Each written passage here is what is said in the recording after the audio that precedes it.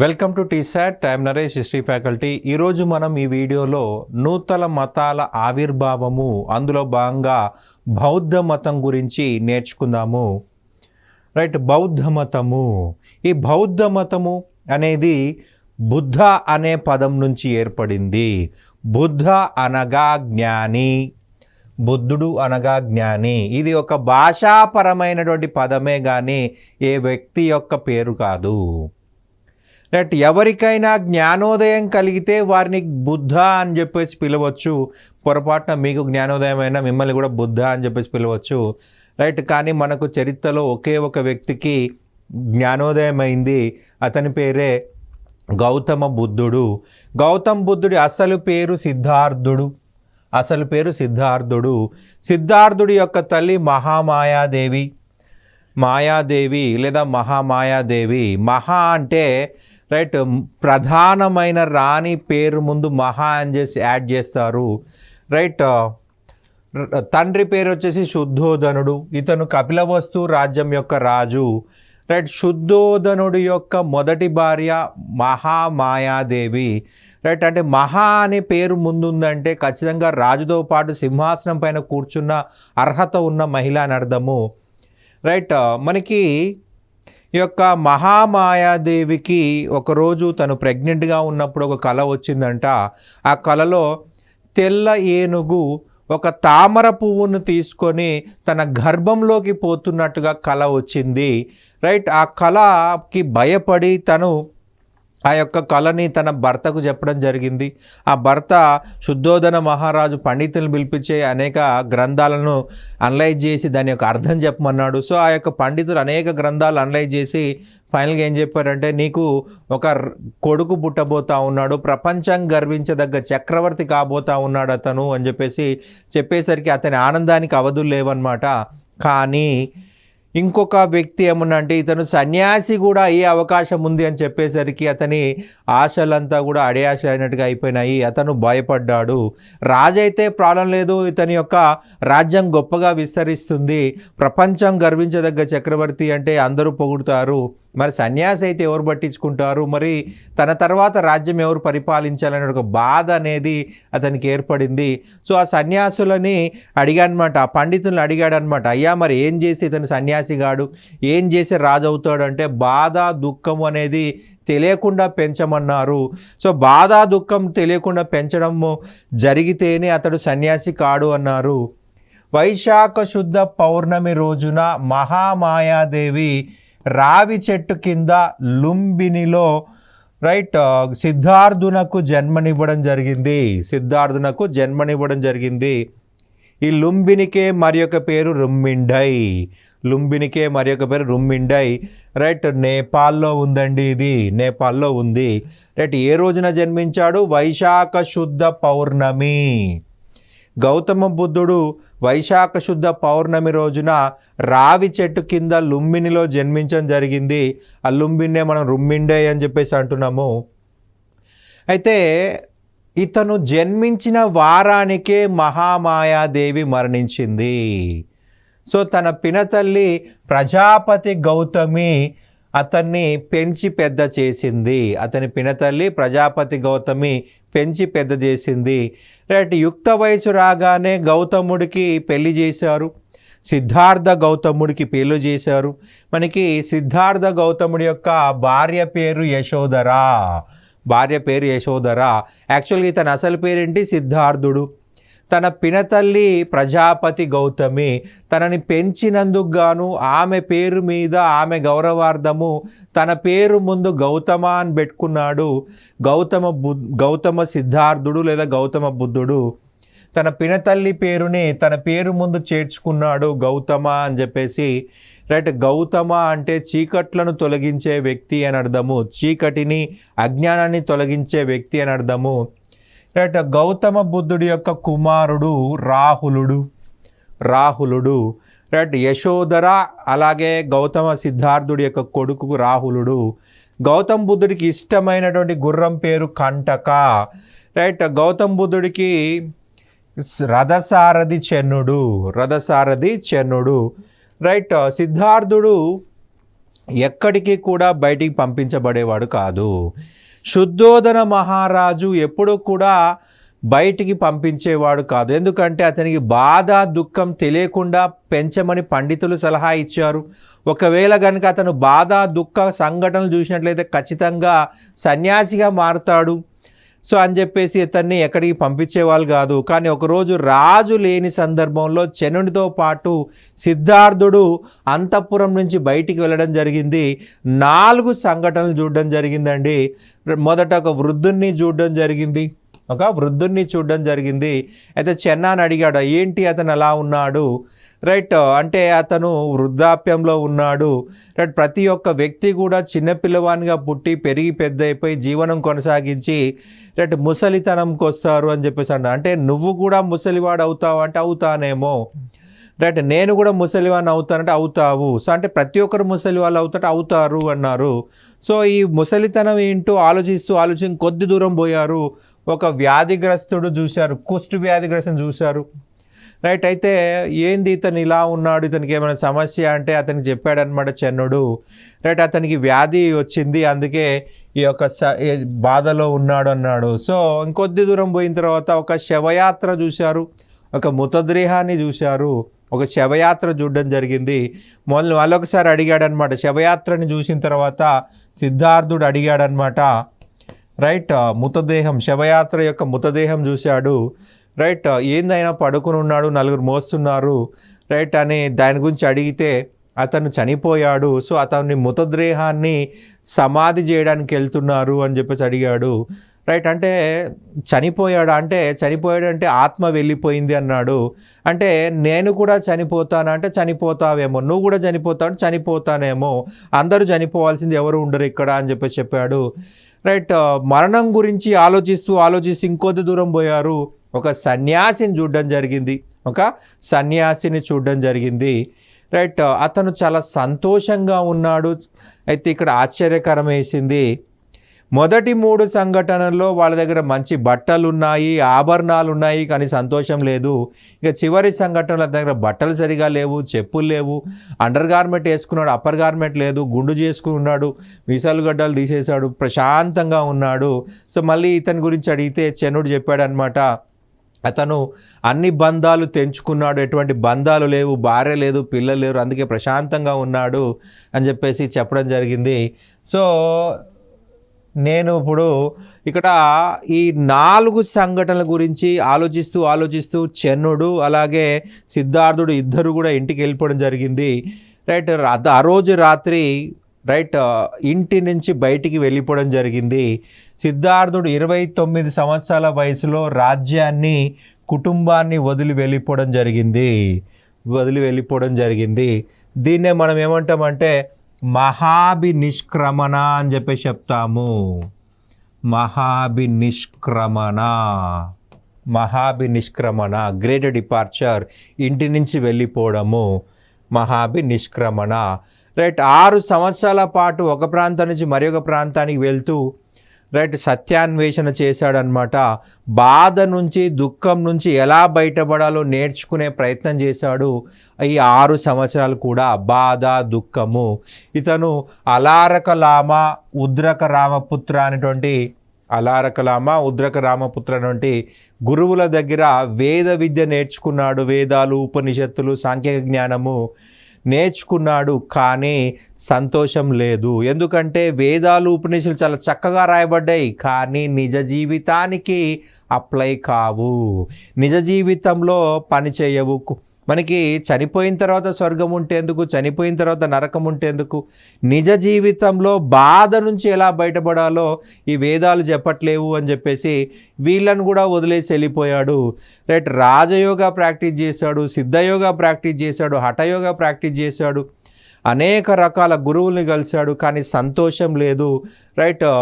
మనకి ఇప్పుడు నిజ జీవితంలో బాధ దుఃఖం నుంచి ఎలా బయటపడాలో తనకు అర్థం కాలేదు, రైట్. 35 సంవత్సరాల వయసులో బీహార్లోని గయా అనే ప్రాంతంకు వెళ్ళాడు. గయా, దీన్నే మనం ఉరువేల అంటున్నాము. యాక్చువల్గా అసలు పేరు ఉరువేల. బుద్ధుడికి జ్ఞానోదయం అయిన తర్వాత దాన్ని గయగా పిలువబడింది, రైట్ ఈ ప్రాంతంలో పూర్తిగా ఆహారం తీసుకోవడము ఆపేశాడు. ఎందుకంటే ఇంటి నుంచి వచ్చి 6 సంవత్సరాలు అయిపోయింది. ప్రజల బాధకి దుఃఖానికి ఒక సొల్యూషన్ కనిపెట్టలేకపోయిన బాధతోటి ఆహారం తీసుకోవడం ఆపేశాడు.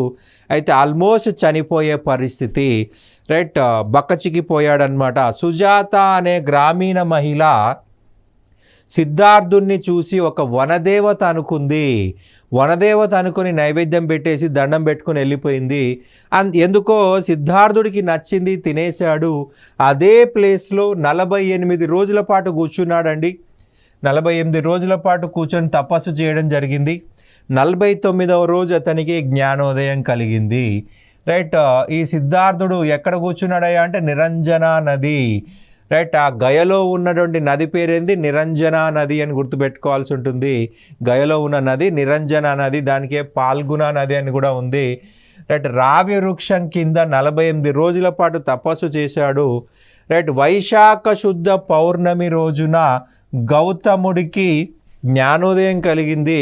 సో ఆ రోజు నుంచి సిద్ధార్థుణ్ణి గౌతమ బుద్ధ అని చెప్పేసి పిలవడం జరిగింది. వైశాఖ శుద్ధ పౌర్ణమి రోజున గౌతముడికి జ్ఞానోదయం కలిగింది. సో ఆ రోజు నుంచి గౌతమ బుద్ధుడు అని చెప్పి పిలుస్తున్నాము. మనం పుట్టింది ఏ రోజు చెప్పుకున్నామండి? వైశాఖ శుద్ధ పౌర్ణమి. రైట్ జ్ఞానోదయం అయింది కూడా వైశాఖ శుద్ధ పౌర్ణమి. ఎన్ని సంవత్సరాల వయసులో? 35 సంవత్సరాల వయసులో, 35 ఇయర్స్ ఏజ్లో రైట్ జ్ఞానోదయం కలిగిందనమాట. రైట్ ఈ సంఘటన జరిగిన తర్వాత నుండి సిద్ధార్థుడు బుద్ధుడిగాను, గయ బుద్ధగయగాను, రావి చెట్టును బ్రోధి వృక్షంగాను పిలువబడుతూ ఉంది. రైట్ తపస్సు సమయంలో భగ్నం కలిగించడానికి ప్రయత్నించిన మహిళ మర. రైట్ ఈ 49 రోజుల పాటు తపస్సు చేశాడు కదా, ఆ యొక్క తపస్సుకి ఇబ్బంది పెట్టినటువంటి మహిళ మర. కానీ గౌతమ్ బుద్ధుడు ఎటువంటి చెల్లించలేదన్నమాట. మనకి గౌతమ్ బుద్ధుడి శిల్పాలు పరిశీలించినట్లయితే భూమి స్పర్శ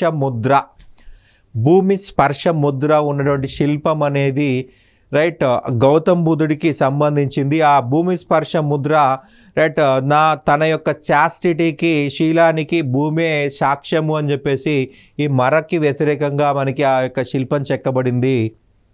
రైట్ ఎప్పుడైతే సిద్ధార్థుడు గౌతమ్ బుద్ధుడు అయ్యాడు, అతనికి కొన్ని బిరుదులు రావడం జరిగింది. శాక్యముని, ఇతని వంశం పేరేంటండి? శాక్య వంశం కాబట్టి శాక్యముని అన్నారు. అంగీరసుడు, తథాగతుడు, ఇవి అతని యొక్క ముఖ్యమైన బిరుదులు. బుద్ధుణ్ణి ఆసియా జ్యోతి అని అన్నది ఎడ్విన్ ఆర్నాల్డ్ రాసిన గ్రంథము Asia Jyoti, light of Asia. బుద్ధుణ్ణి ప్రపంచ జ్యోతి అన్నది రైస్ డేవిడ్ అనే వ్యక్తి బుద్ధుణ్ణి ప్రపంచ జ్యోతి అన్నాడు. రైట్ మనకి గ్రీకుల దండయాత్రల గురించి, భారతదేశం పైన గ్రీకులు దండయాత్ర చేసిన తర్వాత భారతదేశంలో వాళ్ళు గౌతమ్ బుద్ధుని గురించి తెలుసుకున్నారు. ఆ యొక్క అంశాలను అలెగ్జాండర్ భారతదేశంపై దండయాత్ర చేశాడు. సో వాళ్ళు వెనక్కి వెళ్ళిన తర్వాత కొంతమంది గౌతమ్ బుద్ధుడి గురించి సమాచారము క్లిమెంట్ అనే వ్యక్తికి చెప్పడం జరిగింది. ఈ క్లిమెంట్ అనే వ్యక్తి తన గ్రంథంలో గౌతమ బుద్ధుడి గురించి రాయడం జరిగింది. రైట్ గౌతమ్ బుద్ధుడి గురించి రాసిన మొదటి విదేశీయుడు క్లెమెంట్. ఇతను ఎలా తెలుసుకోగలిగాడు అంటే అలెగ్జాండర్ దండయాత్రలతో మనకి కొంతమంది గ్రీకులు వెళ్ళారు ఇండియాకి. సో వాళ్ళు రిటర్న్ అయిన తర్వాత వాళ్ళు కొంతమంది డిస్కషన్స్లో గౌతమ్ బుద్ధుని గురించి క్లిమెంట్ తెలుసుకున్నాడు. సో ప్రపంచానికి పరిచయం చేసిన వ్యక్తి క్లిమెంట్ అని గుర్తుపెట్టుకోవాలి. తన గ్రంథంలో గౌతమ్ బుద్ధుడి గురించి కూడా రాశాడు. రైట్ జ్ఞానోదయం అయిన తర్వాత గయ నుండి సారానాథ్కు తన 5 శిష్యులతో వెళ్ళడం జరిగింది. తను తెలుసుకున్న జ్ఞానాన్ని మొదటిసారిగా సారానాథ్లో జింకల వనంలో తన 5 శిష్యులకు బోధించాడు. రైట్ మనకి గౌతమ బుద్ధుడి యొక్క తొలి ఉపన్యాసమునే ధర్మచక్ర పరివర్తన అని అంటాము. రైట్ ఇక్కడ అష్టాంగ సూత్రాలను, ఆర్య సత్యాలను వివరించడం జరిగింది. తన 5 శిష్యులకి తన తొలి ఉపన్యాసం ఎక్కడ చేశాడండి? సారానాథ్లో చేశాడు. సారానాథ్ ఎక్కడుంది? ఉత్తరప్రదేశ్ అని గుర్తుపెట్టుకోవాలి. సారానాథ్ ఉత్తరప్రదేశ్. గయ బీహార్. గయ అనేది బీహార్ అండి. గయ బీహార్. బీహార్ నుండి ఉత్తరప్రదేశ్, మనకి సారానాథ్ ఉత్తరప్రదేశ్ సరిహద్దు ప్రాంతమే అన్నమాట, బీహార్ సరిహద్దు ప్రాంతమే. రైట్, ఇక్కడ 5 స్టూడెంట్స్ అని చెప్పేసి చెప్తున్నాము. రైట్, వాళ్ళ పేర్లు చూసినట్లయితే అసాగి, బాదియా, కొండన, వాపా, మహానామా. ఈ 5 స్టూడెంట్స్కి తను తెలుసుకున్న జ్ఞానాన్ని ఇవ్వడం జరిగింది. సో మనకి గౌతమ బుద్ధుడి యొక్క బోధనలు మొదట ఎక్కడ చేశాడు? సారానాథ్లో చేయడం జరిగింది. గౌతమ బుద్ధుడి బోధనలు మొదట ప్రారంభమైంది సారానాథ్లో. అతని బోధన వల్లనే బౌద్ధ మతం అభివృద్ధి చెందింది. కాబట్టి బౌద్ధ మతమునకు పుట్టినిల్లు అంటే సారానాథ్ అని మనం గుర్తుపెట్టుకోవాలి. సారానాథ్ అని చెప్పేసి గుర్తుపెట్టుకోవాలి. బుద్ధుడి బోధన వల్లనే బౌద్ధ మతం అభివృద్ధి చెందింది. సో మరి మొదట బోధన ఎక్కడ చేశాడు? సారానాథ్లో చేశాడు. కాబట్టి బౌద్ధ మతానికి పుట్టినిల్లు, ఇది మోస్ట్ ఇంపార్టెంట్, రిపీటెడ్గా అడుగుతారు, మనం కూడా కన్ఫ్యూజ్ అయ్యే అవకాశం ఉంటుంది. గౌతమ బుద్ధుడు పుట్టిన ప్రాంతము అంటే లుంబిని. గౌతమ బుద్ధుడు పుట్టిన ప్రాంతం లుంబిని. బౌద్ధ మతం పుట్టిన ప్రాంతం సారానాథ్.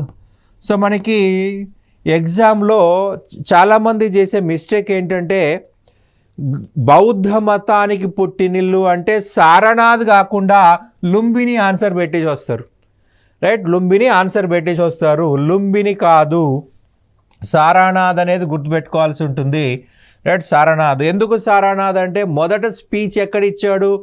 మనకి సారానాథ్లో ఇచ్చాడు. రైట్, సారానాథ్లో మొదటిసారి బౌద్ధ మతానికి సంబంధించి బోధనలు చేశాడు. మనకి అడిగిన క్వశ్చన్ కేర్ఫుల్గా అర్థం చేసుకోలేకపోతే మనం సగం ఓడిపోయినట్లు. రైట్, మనకి లుంబినిలో గౌతమ బుద్ధుడు జన్మించాడు. రైట్, లుంబినిలో గౌతమ బుద్ధుడు జన్మించాడు. రైట్, కానీ మనకి ఇక్కడ అడిగిన క్వశ్చన్ చూడాల్సి ఉంటుంది. ప్రధానంగా క్వశ్చన్ పుట్టిన ప్రాంతం అడగట్లేదు, బౌద్ధ మతానికి పుట్టినిల్లు అన్నప్పుడు సారానాథ్ అనేది మనం గుర్తుపెట్టుకోవాలి. సారానాథ్లో బౌద్ధ మతం పుట్టింది, గౌతమ బుద్ధుడు పుట్టింది లుంబిని. చిన్న క్లారిటీ మిస్ అయితే మనకు ఒక మార్క్ మిస్ అవుతుంది. గౌతమ బుద్ధుడు లుంబినిలో జన్మించాడు, బౌద్ధ మతము సారనాథ్లో జన్మించింది, అతని బోధన వల్ల ఏర్పడింది. గౌతమ బుద్ధుడు తను తెలుసుకున్న జ్ఞానాన్ని తన మరణించే వరకు ప్రజలకి బోధించడం జరిగింది. రైట్, మనకి బౌద్ధ మతంలో సంఘ అంటే మఠము, బౌద్ధ మతంలోని మఠాలు. బౌద్ధ సంఘంలో చేరిన తొలి మహిళ ప్రజాపతి గౌతమి. తన పినతల్లే మొట్టమొదటి మహిళగా చెప్పాలి. గౌతమ బుద్ధుడు లేదా గౌతమ సిద్ధార్థుడు రైట్ కపిలవస్తుకి వెళ్ళడం జరిగిందండి. కపిలవస్తుకి వెళ్తే అక్కడ ప్రజాపతి గౌతమి బౌద్ధ సంఘంలో చేరింది. రైట్, బౌద్ధ సంఘము రైట్ సన్యాసులు ఉండేటువంటి ప్రాంతమే బౌద్ధ సంఘం అంటాము. ప్రియ శిష్యుడు ఆనందుడు. రైట్, మహాపరినిర్వాణము. బుద్ధుడు తన 80వ ఏట క్రీస్తు పూర్వం 483లో కుశీనగరానికి వెళ్ళడం జరిగింది. ఈ ప్రాంతంలో చండాలుడు చెడిపోయిన పంది మాంసమును బుద్ధునికి ఇవ్వడం జరిగింది. ఇక్కడ ఆ మాంసం తిని అజీర్తి సమస్యతో వైశాఖ శుద్ధ పౌర్ణమి రోజున రావి చెట్టు కింద మహాపరినిర్వాణము లేదా మరణం చెందాడు.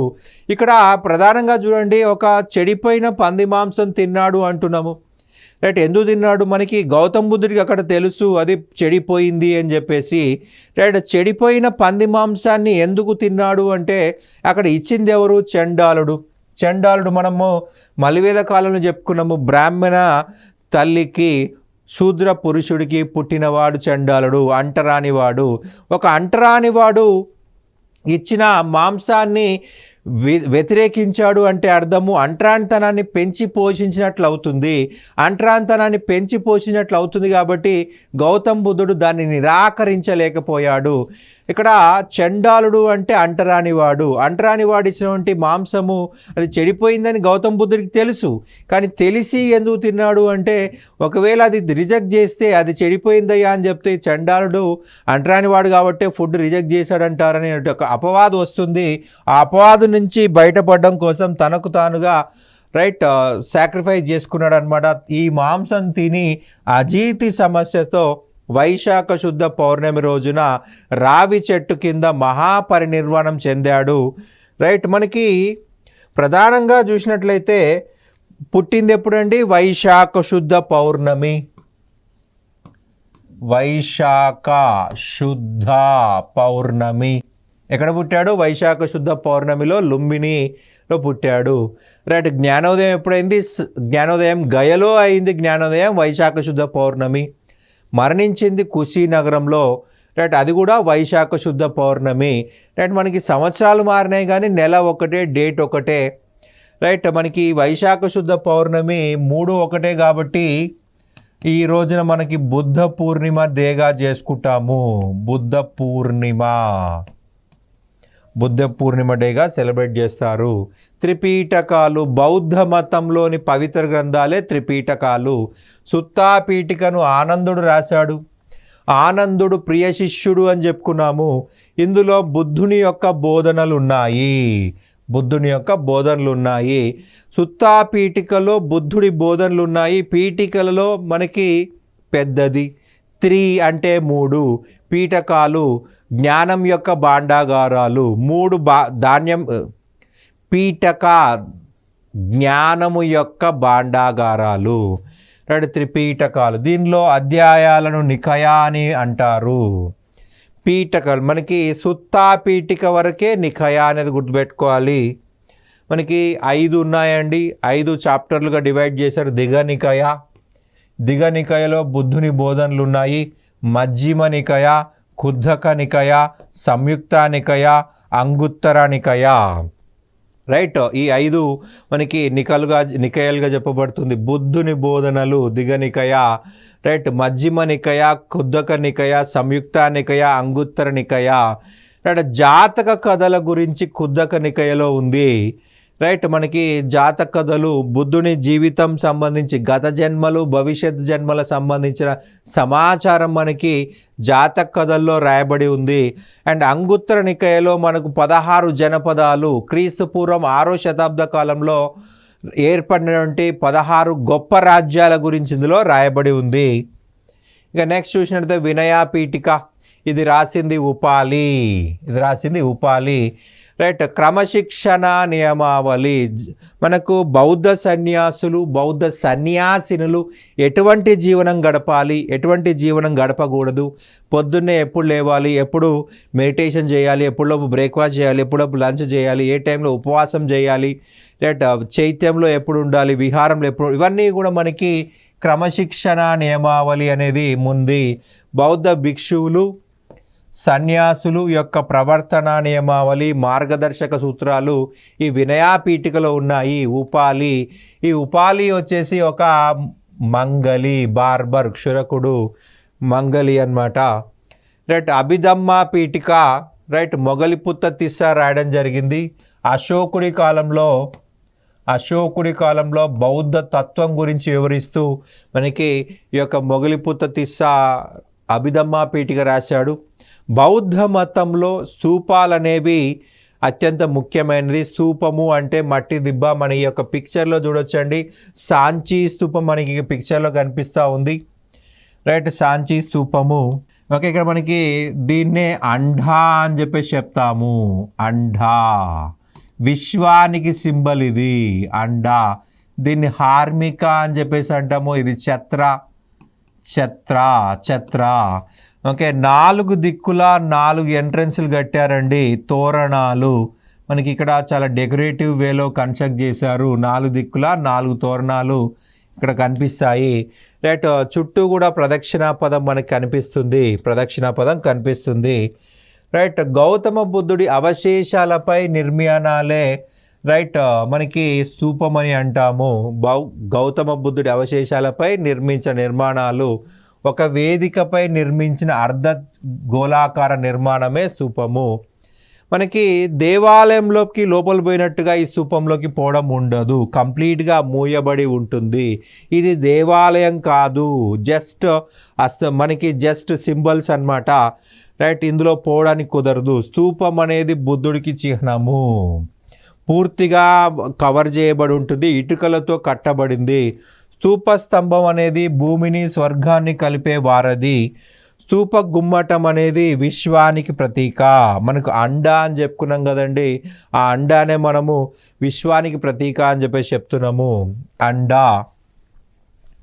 సో ఈ యొక్క దాన్నే మనము గుమ్మటము అన్నం లేదా అండా అంటున్నాము. ఇదే విశ్వానికి సింబల్ అన్నమాట. మనకి స్తూపాన్ని 3 రకాలుగా వర్గీకరించవచ్చు. ధాతు గర్భిత స్తూపము బుద్ధుడి యొక్క ప్రధాన అవశేషాలపై నిర్మించింది. బుద్ధుడి ధాతువులుంటే ధాతు గర్భిత స్తూపం అని చెప్పేసి అంటాము. పారిభోజక బౌద్ధ గ్రంథాలపై నిర్మించినట్లయితే పారిభోజక.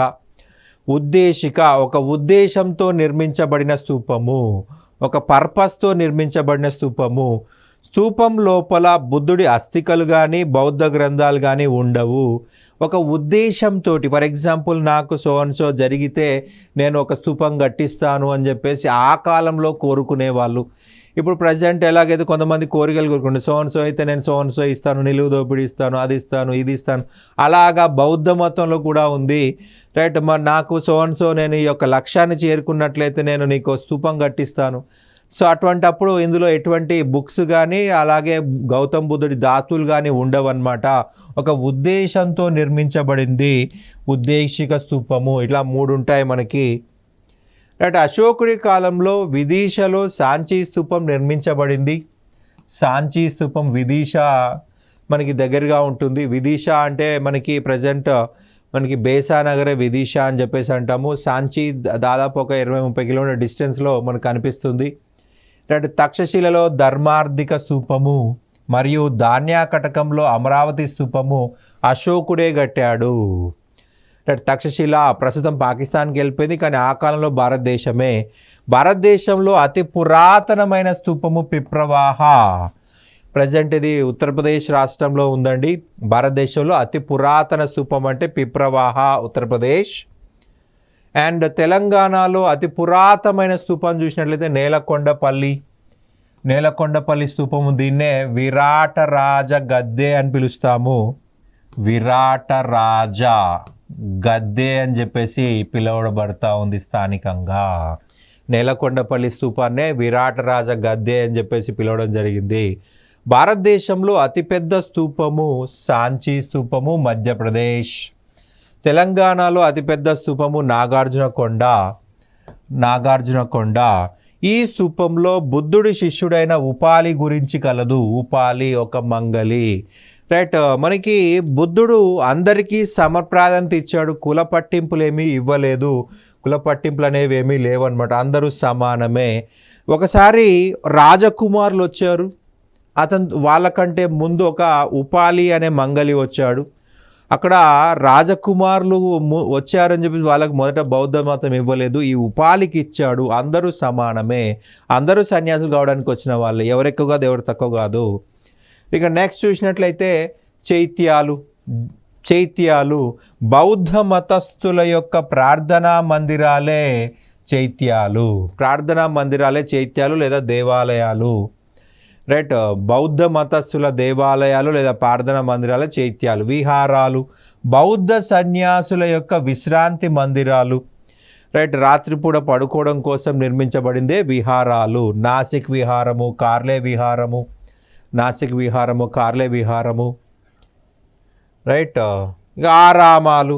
ఒకే ప్రాంతంలో స్తూపము, చైత్యము, విహారము ఉన్నట్లయితే దాన్ని ఆరామం అని అంటాము. ఒకే దగ్గర స్తూపం ఉండాలి, చైత్యం ఉండాలి, విహారం ఉండాలి. బెస్ట్ ఎగ్జాంపుల్ అంటే నలంద ఆరామం బీహార్, నాగార్జునకొండ ఆరామం గుంటూరు. రైట్, ఇవి మనకు ముఖ్యమైన ఆరామాలు. ఒకే దగ్గర స్తూపం ఉండాలి, చైత్యం ఉండాలి, విహారం ఉండాల్సి ఉంటుంది. రైట్, మనకి మధ్యే మార్గము. గౌతమ బుద్ధుడి బోధనలో అతి ముఖ్యమైనది మధ్యే మార్గము.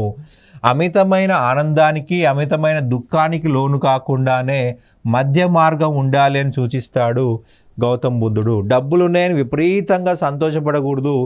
రైట్, డబ్బులు లేవని పిసినారిగా బతకూడదు, మధ్య మార్గం ఉండాలి అంటాడు.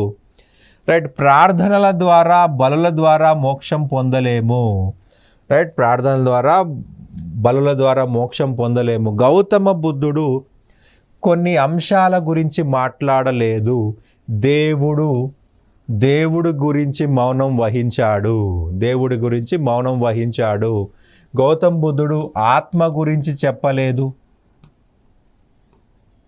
మోక్షం గురించి మాట్లాడలేదు. దేవుడి గురించి మాట్లాడలేదు, ఆత్మ గురించి మాట్లాడలేదు, మోక్షం గురించి మాట్లాడలేడు. రైట్, దేవుడి గురించి మాట్లాడలేదు కాబట్టి ఇతన్ని ఏమని పిలిచారంటే ఆగ్నేయవాది. ఆగ్నేయవాది. దేవుడు ఉన్నాడు అని చెప్పలేదు, దేవుడు లేడని కూడా చెప్పలేదు. రైట్, దేవుడి విషయంలో మౌనం వహించాడు. ఎవరైనా దేవుడి గురించి చర్చ జరుపుతూ అక్కడి నుంచి వెళ్ళిపోయేవాడు. ఆత్మ, మోక్షము, పునర్జన్మ వీటన్నిటి గురించి మాట్లాడలేదు. ఎందుకు మాట్లాడలేదంటే ఈ యొక్క అంశాలని వాటిని ప్రూవ్ చేయడం అసాధ్యము. దేవుడు ఉన్నాడని ప్రూవ్ చేయలేము, లేడని ప్రూవ్ చేయలేము. ఆత్మ ఉందని చెప్పలేం, లేదని చెప్పలేము. మోక్షం ఉందని చెప్పలేం, లేదు. వాటికి పర్ఫెక్ట్ డెఫినేషన్స్ ఇవ్వడానికి ఎటువంటి మిషన్స్ కానీ ఏమీ కానీ లేవన్నమాట. అందుకే బుద్ధుడు సైలెంట్ అయిపోయాడు. బుద్ధుని గత జన్మలకు సంబంధించిందే జాతక కథలు. బుద్ధుని మరియు బోధిసత్వుల జన్మలకు సంబంధించిన కథలు సుత్తాపీఠికలోని కుద్దక నికాయలో వివరించబడ్డాయి. తొలి బౌద్ధ సాహిత్యం అంతా కూడా పాలీ భాషలో రాయబడింది. రైట్, మనకి జాతక కథల ప్రకారం బుద్ధుడు 551 సార్లు జన్మించాడు. వీటిని 1600 నుంచి 1800 మధ్యలో క్రితము రాశారు. ఉదాహరణకి ఈసా గౌతమి కథ. Right, this is Buddhism. Right, ఇది మనకి ఎగ్జామ్ పాయింట్ ఆఫ్ వ్యూలో చాలా ఇంపార్టెంట్. Thank you.